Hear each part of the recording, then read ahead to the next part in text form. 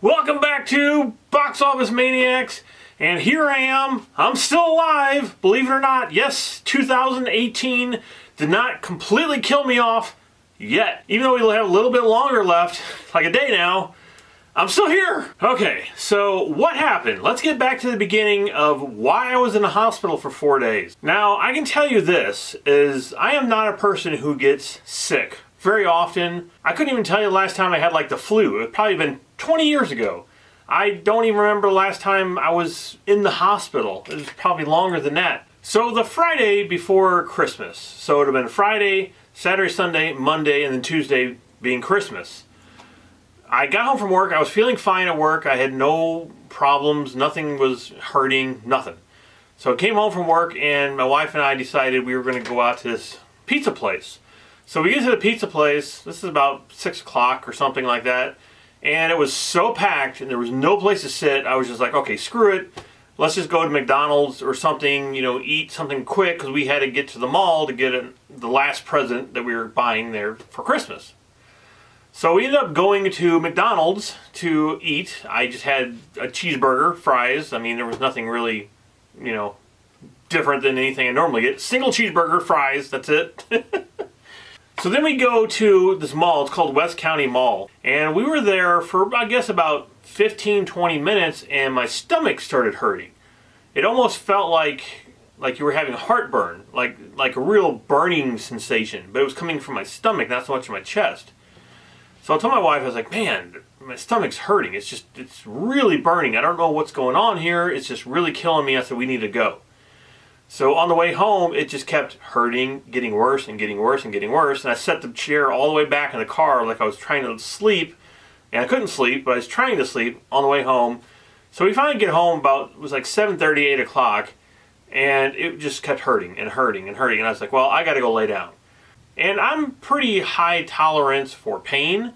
I mean, if I hurt myself or my back's hurting or if my shoulder's hurting, I don't ever go to the doctor, even though I should, obviously, or go to the hospital.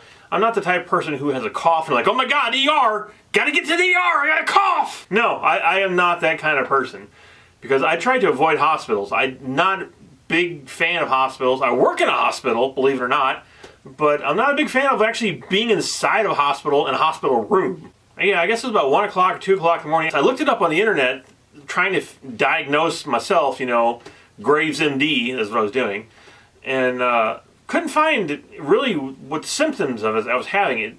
I thought it might be an ulcer at first. I thought, okay, well, I must be having a really bad ulcer. Never had an ulcer before, so I figured that's what it must be. And then it just kept hurting and hurting, and I knew there was something wrong. It was because you know your body, and when you can just like say, oh, well, I can live with this. It'll go away tomorrow, or it ain't going away. It's really bad. And that's what this was. It was really, really bad.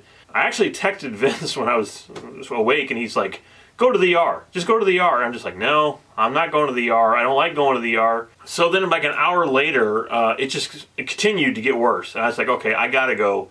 I went and woke my wife up, and I was like, let's go to the ER. We have to go right now.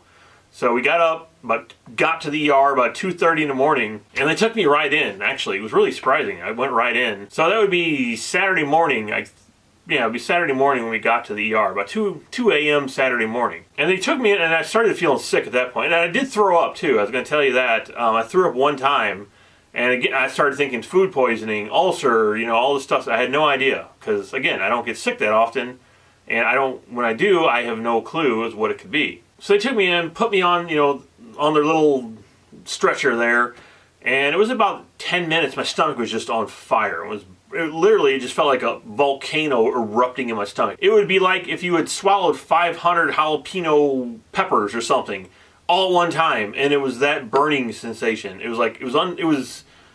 I couldn't take it. I mean, it was unbearable, hurting bad. That's how bad it was. So then all these people come in with their EKG machines, and they're sticking stuff to my feet, to my legs, and to my chest, to my arms, blah, blah, blah. And in 5 seconds, I got 500 stickers all over me. So they go out and said, well, we can't really find anything. So I was like, oh, okay. And then it was about 5 or 10 minutes after that, maybe longer, they took me down the hallway to get a CAT scan. And this is an experience I've never had before. They stick you on a stretcher. It's about this wide. So you're kind of like stuck on the stretcher. Hopefully you're not falling off. And they're rolling you down this hallway And the only thing I could think of is like, you know, Halloween, or that was going through my head. Some kind of horror film where you see the ceiling going boom, boom, boom. So all you can see is just the ceiling, and then it makes a turn, boom, boom, and you go through the doors, boosh, you know. So yeah, it was an interesting experience. One I didn't really like. That was one of the things I wasn't crazy about, is being pushed around on a stretcher and not having any idea where I was going, you know, what was going to happen. So I get to the CAT scan. Never had a CAT scan before, and it's like a big donut if you don't know what it is. So they stick it in. The guy couldn't figure out why it wasn't working, and on my back at this point, my back is really hurting, and my stomach is burning, and I'm really uncomfortable laying on this little tiny, you know, stretcher. And he couldn't figure out why the machine wasn't working, and he's working on it and working on it. So I was in there for about 25 minutes, and finally got the machine working, and he stuck me in the donut, and I think there was a couple bang, bang, bang, bang, bang, couple noises. That wasn't even very loud. And then once he actually did the CAT scan, I was only in there for maybe 3 or 4 minutes. Then I was back in the room.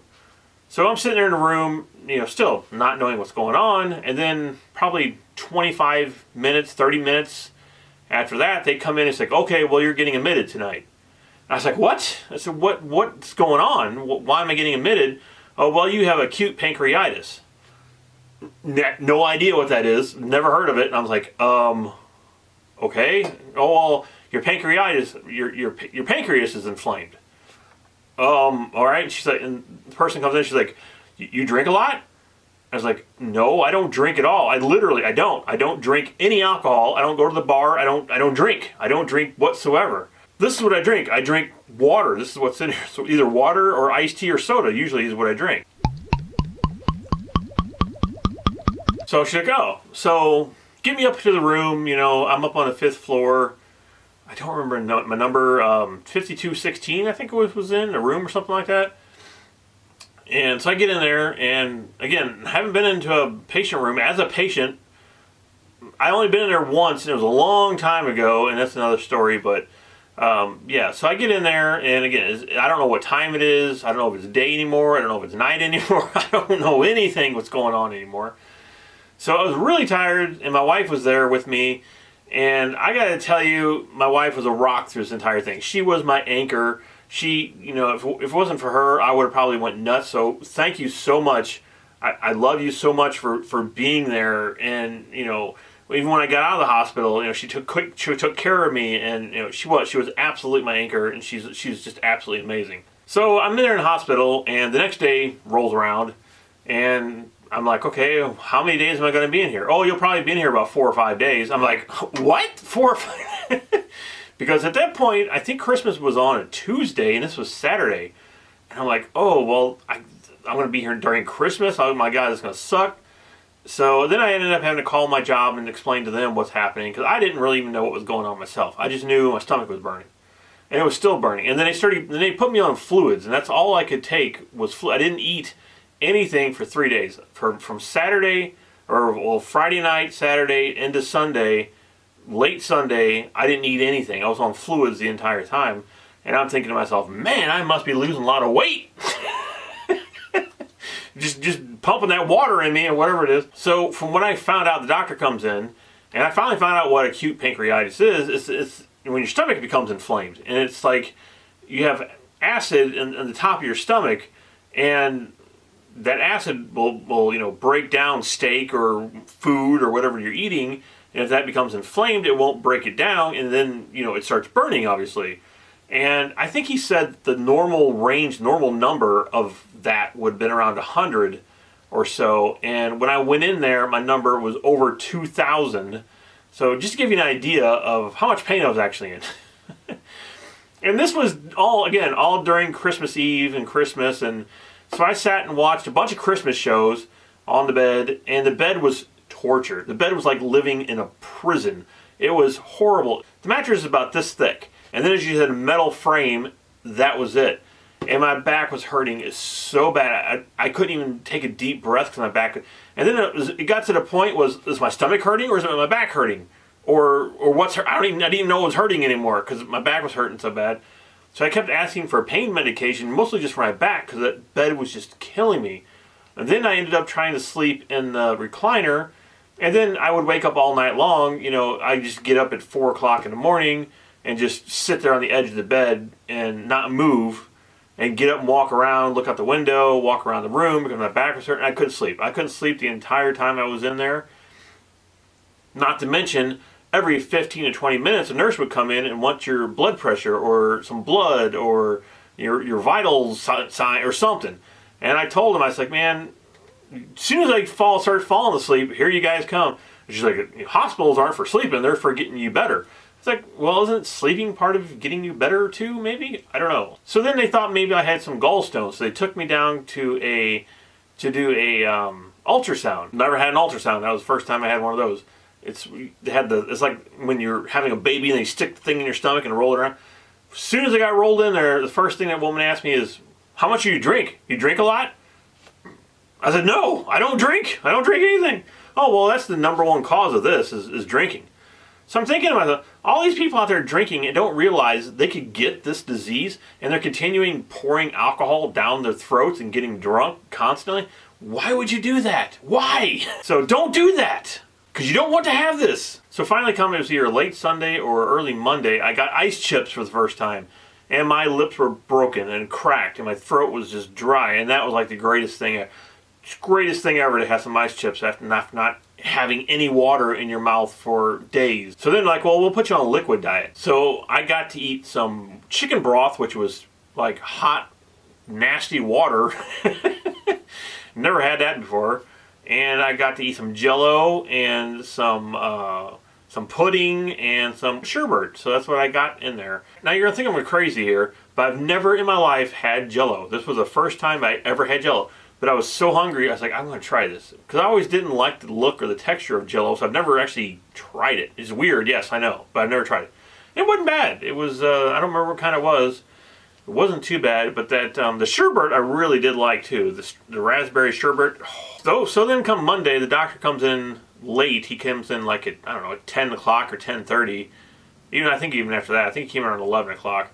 And he's like, so they giving you solid food finally? I said, no, I don't got solid food. Oh, well, I told them to start giving you solid food. I was like, well, that would be great if I knew I could eat solid food.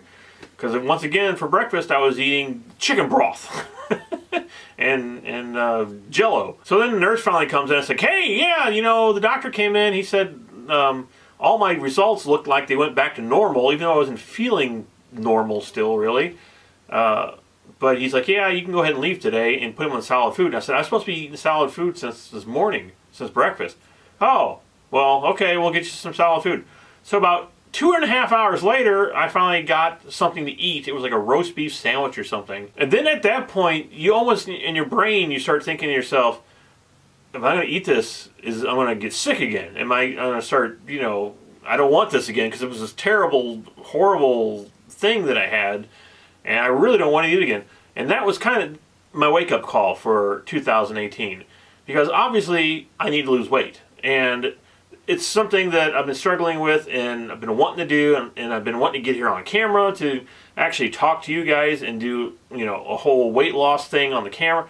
And it's one of those things like I want to do it and I just haven't done it. For whatever reason, I have not done it. Even though eating didn't cause all of this, but now I know how horrible a disease could be by eating horrible things like I've been doing, I guess. It's kind of hard to put two together, but in my brain it's like, yeah, food equals bad things making your stomach hurt.